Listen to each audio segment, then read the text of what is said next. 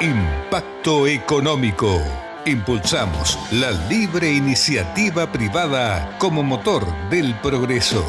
Desde hace 20 años, nuestro objetivo es influir positivamente en el ambiente de negocios de la región y contribuir a la evolución empresarial, el espacio para las personas productivas y los negocios. Impacto económico, el poder de las ideas en acción.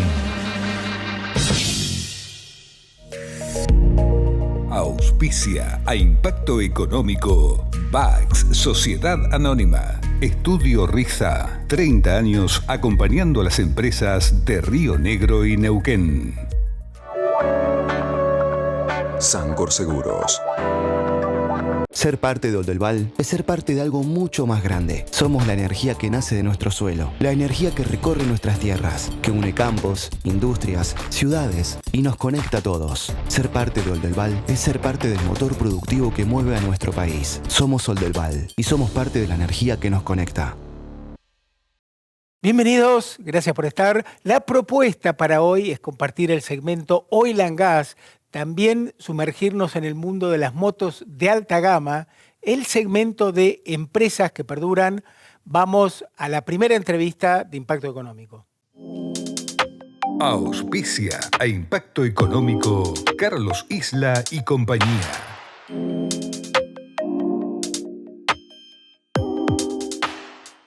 Una de las grandes necesidades para el crecimiento de la Argentina es la modernización laboral. Dialogamos con Sergio Capozzi, es diputado nacional por el PRO Río Negro. Hola Sergio, un gusto retomar el contacto. Gracias por tu tiempo para Impacto Económico. No, gracias a vos, Daniel, por invitarme otra vez a estar en este tan hermoso y prestigioso programa. Bueno, muchas gracias. Gran tema el de la reforma laboral. ¿Qué es lo que se sabe hasta ahora en cuanto, por ejemplo, a la necesidad de bajar los costos por despido, por imprevistos? Mirá, primero desmistifiquemos o tratemos de aclarar toda esta situación, porque desde hace más de un mes que vemos en distintos medios versiones que ninguna de ellas son la que corresponden a la realidad. Inclusive un proyecto que hace más de un año habría presentado, o presentó, mejor dicho, una diputada de La Libertad Avanza, de apellido Díez, que ese no es el proyecto sobre el cual se está trabajando. Y también escuchamos barbaridades, como que se iba a ampliar la jornada laboral y que el empleador podía disponer que fuera de más de 13 horas, que se iban a eliminar las indemnizaciones, que ya no se iba a tener en cuenta la antigüedad. Bueno, todas esas versiones ninguna tiene asidero. La realidad de los hechos es que la ley de contrato de trabajo, que es en realidad la matriz sobre la cual estamos trabajando, tiene 51 años. En su momento fue muy buena, pero no hay nada más vivo, nada más dinámico que las relaciones laborales. Y en 51 años desaparecieron puestos de trabajo, desaparecieron formas de trabajo y se incorporaron otras. Entonces, lo que tenemos que hacer es ayornar esto. Por eso a mí no me gusta hablar de reforma, porque reforma implica una modificación mucho más profunda. Y nosotros lo que estamos haciendo es una modernización, trabajando sobre la base de la 20744, es artículo por artículo, viendo qué cosas se podrían mejorar. Y entre ellas está el tema de la modificación o simplificación de la registración. Hoy cualquier pyme, que son el 95% de las empresas, tienen que recurrir a un contador para que les lleve los libros. Cuando tenemos la posibilidad, hoy creo que cualquier pyme, cualquier persona de a pie, tiene un home banking, tiene la manera de manejarse desde su casa, pocas veces tiene la necesidad de concurrir al banco, y tenemos ARCA. Una de las propuestas que estamos llevando al proyecto es que en el mismo recibo de sueldo estén contenidas distintas ítems que hagan transparente la relación, además de la fecha de ingreso, categoría laboral, las horas trabajadas, etcétera, etcétera, y que el trabajador ya no pueda alegar y que tampoco le puedan esconder cuándo fue la última vez que hicieron un aporte, una contribución, porque ahí mismo en el recibo, así como a nosotros nos llega la factura de la luz, del teléfono, que sea, del gas, y dice, usted debe tanta plata, o facturas pendientes, o tiene saldo cero, no debe ninguna, también se lo puede hacer. Y lo mismo ocurre con lo que vos me preguntaste, con las indemnizaciones. Fue un debate muy duro, en el cual yo tenía una posición que no fue la aceptada por la mayoría, y se va a mantener el 245, pero con agregados. El agregado 1 es el incremento de la indemnización en caso que el despido sin causa se haya debido a una discriminación por distintos motivos, ¿no? Que puede ser racial, sexo, religión, ideología. Entonces, si vemos que hay una persecución, puede tener un incremento de el 50 hasta el 100% de indemnización. Claro. Tema que eso a veces puede ser difícil probarlo, ¿no? No, en ese caso la prueba, vos sabés que en materia laboral hay una inversión de la carga de la prueba. Si el trabajador, el que inicia un pleito, alega un hecho y es deber del empleador demostrar que esto no fue así. En este caso no. Acá será el trabajador o el actor del juicio quien tiene que demostrar que efectivamente hubo discriminación. Y hay otra inclusión muy importante que además de la fórmula tradicional, que tiene más de 50 años, de un año o el equivalente a un sueldo por cada año de antigüedad, el empleador, a través del convenio colectivo, pueda pactar que esta indemnización sea sustituida por un fondo de cese. Y con un porcentaje a cargo siempre del empleador de ese salario que se va depositando en una cuenta individual del trabajador, y al cese, ya sea por despido, por renuncia, por lo que fuere, ese empleador retira su dinero, tiene libre disponibilidad. Lo cual, sí. Claro, esto evita que se genere un pasivo eventual. No es solo uno de los grandes problemas. No solo evita eso, sino que también lo favorece al trabajador, porque donde tiene los fondos puede acceder a un crédito. Es decir, mira, yo tengo asegurado este capital, tengo X cantidad de sueldos ya en una cuenta individual. Entonces, tal vez el banco le ofrece un crédito y ese depósito es su respaldo. Y la tercera variante, que para mí es muy interesante, es que el empleador pueda sustituir su obligación del pago de la indemnización por un seguro.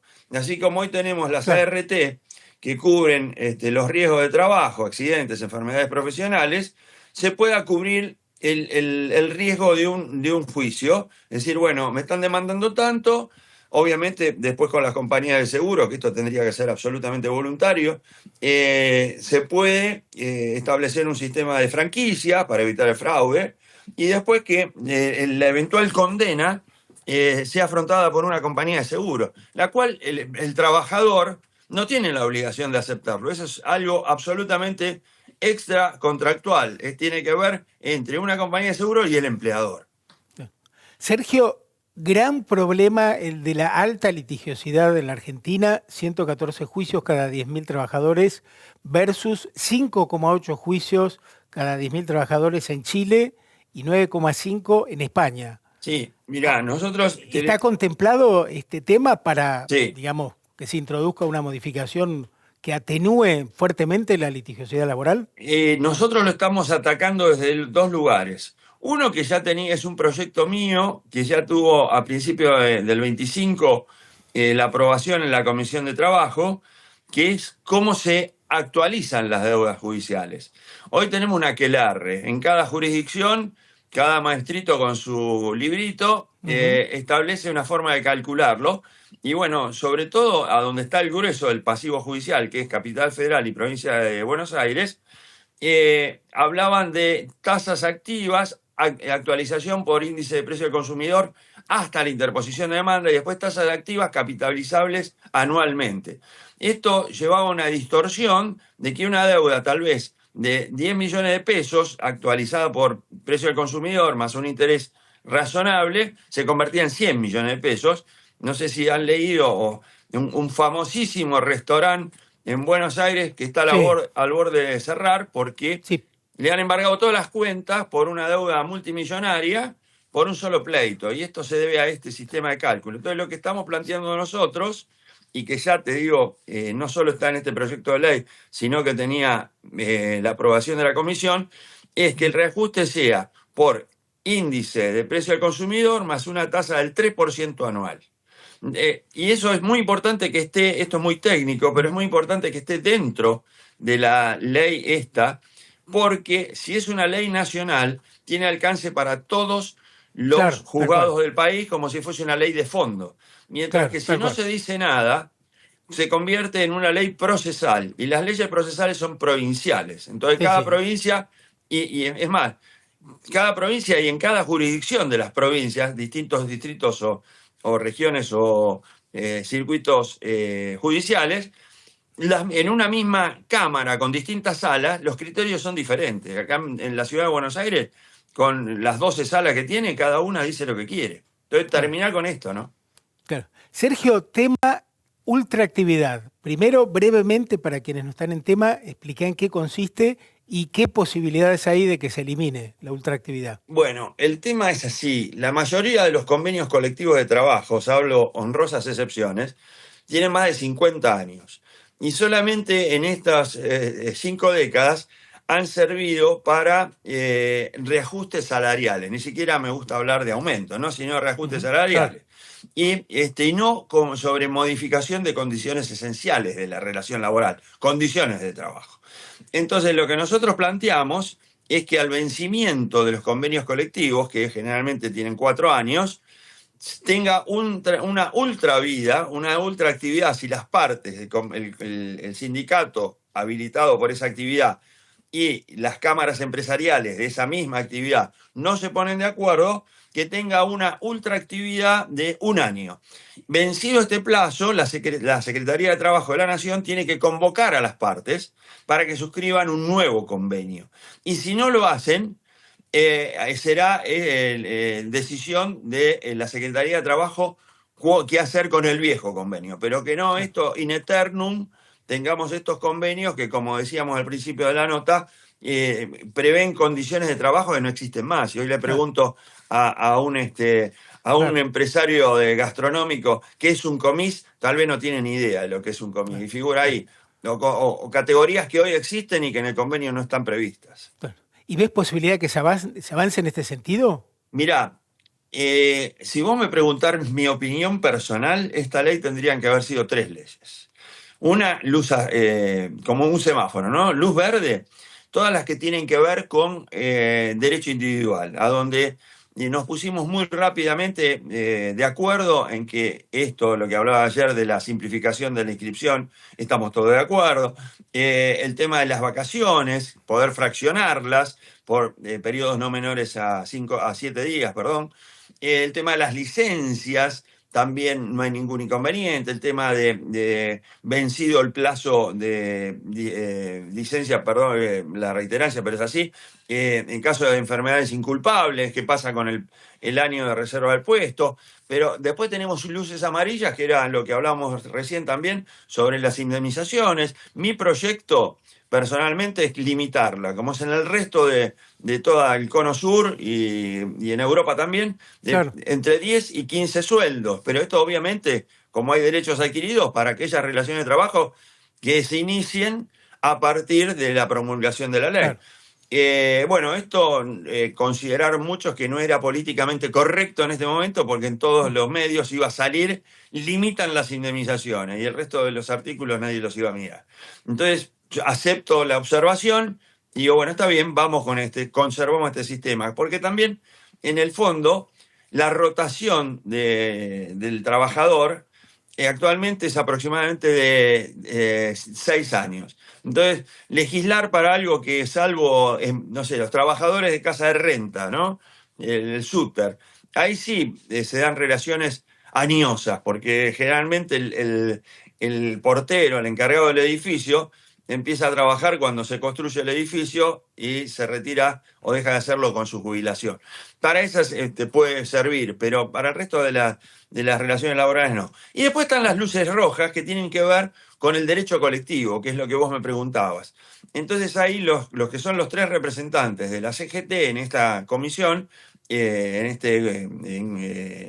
la mesa de trabajo Sí. del Pacto de Mayo, ahí no logramos acuerdos. ¿Por qué? Sí. Porque tenemos que hablar sobre democratización sindical, sobre ultraactividad de los convenios colectivos, tenemos que hablar del tema de las asambleas, tenemos que hablar de los bloqueos a las empresas. Sí, claro, bueno. Y Sí, no se entiende. Tenemos que hablar también por el otro caso muy importante es la cuota solidaria sindical, ¿no? Y Sí, los tal cual, aportes. gran tema. Claro. Que sean voluntarios, ¿no? Claro, Sí, que- no se entiende, ¿no? ¿Qué es lo que defiende la oligarquía sindical? Sergio, brevemente para cerrar, ¿hay una fecha prevista de tratamiento del proyecto de reforma laboral o de modernización laboral? Mirá, yo creo que va a ser la segunda quincena de enero. Bien, Porque la verdad que vamos a tener un verano muy movido, porque de los 4 proyectos que tiene previsto el Ejecutivo, que es el único que puede traer temario a las extraordinarias, arrancamos con presupuesto, claro.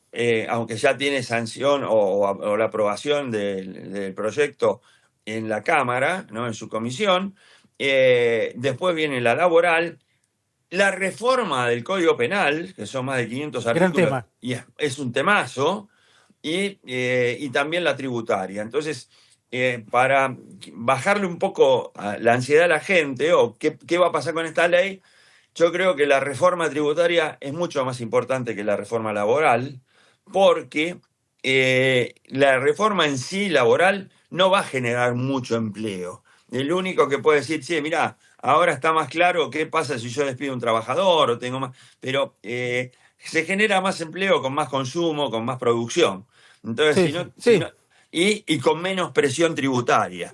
Entonces, a mí me gustaría que este proyecto de modernización laboral sea acompañado con excepciones que como podría ser que en caso de que el trabajador gane el equivalente de 2 salarios mínimos vital y móvil, no se paguen contribuciones, ni cargas, ni aportes, ni contribuciones, y esto sí es una linda propuesta, que ojalá alguien la escuche, que las cargas patronales en todo o en parte se puedan descargar del IVA. Esto va a gran fomentar la inscripción, la regularización de los trabajadores, porque el costo para el empleador es 0 y se saca encima un tema muy preocupante, que es que le inician un juicio y que el trabajador esté negro.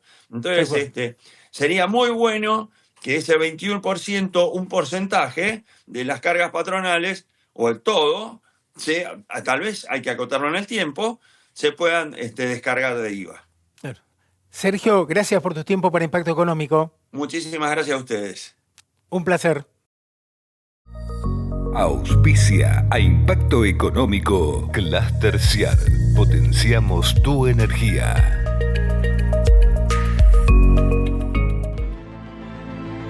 Agua que has de beber. Llévala a correr. Llévala a comer. Llévala a aprender. Llévala a defender. Llévala a crecer. Ahora podés llevar la pureza, la calidad y el sabor de Aqualic a donde vayas. Ahora, Aqualic, con vos a todos lados.